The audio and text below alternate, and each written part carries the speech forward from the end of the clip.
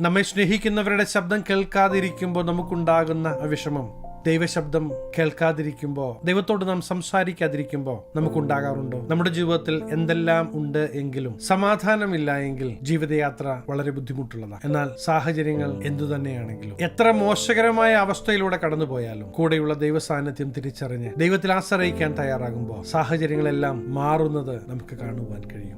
ഒരു മതിൽ മുമ്പിലുണ്ടാകാം, പക്ഷെ എന്റെ ദൈവത്താൽ ഞാൻ മതിൽ ചാടിക്കടക്കുമെന്ന് പറയുവാൻ കഴിയണം. ശത്രുവിന്റെ പടക്കോപ്പുകൾ മുമ്പിലുണ്ടാകാം, എന്നാൽ എന്റെ ദൈവത്താൽ ഞാൻ പടക്കോട്ടത്തിന് നേരെ പാഞ്ഞു ചെല്ലുമെന്ന് പറയുവാൻ കഴിയണം. കാരണം എന്താ? എന്റെ ശക്തിയാലല്ല ഇതൊന്നും നടക്കുന്നത്. എന്നെ സ്നേഹിക്കുന്ന, എന്നെ കരുതുന്ന, എനിക്ക് വേണ്ടി പ്രവർത്തിക്കുന്ന യേശുവിന്റെ കരം ഞാൻ കാണുമെന്ന വിശ്വാസത്തിലാണ് ഇതെല്ലാം സംഭവിക്കുന്നത്. പ്രിയ ദൈവത്തിലെ സാഹചര്യങ്ങൾ എന്ത് തന്നെയാണെങ്കിലും എല്ലാ സാഹചര്യങ്ങളെയും അനുകൂലമാക്കുവാൻ കഴിയുന്ന ജീവിക്കുന്ന ഒരു ദൈവമുണ്ട്. നമുക്ക് വേണ്ടി പ്രവർത്തിക്കുന്ന ഒരു ദൈവമുണ്ട്. അസാധ്യതകളുടെ നടുവിൽ വഴികൾ ഒരുക്കുവാൻ മതിയായ ഒരു ദൈവമുണ്ട്.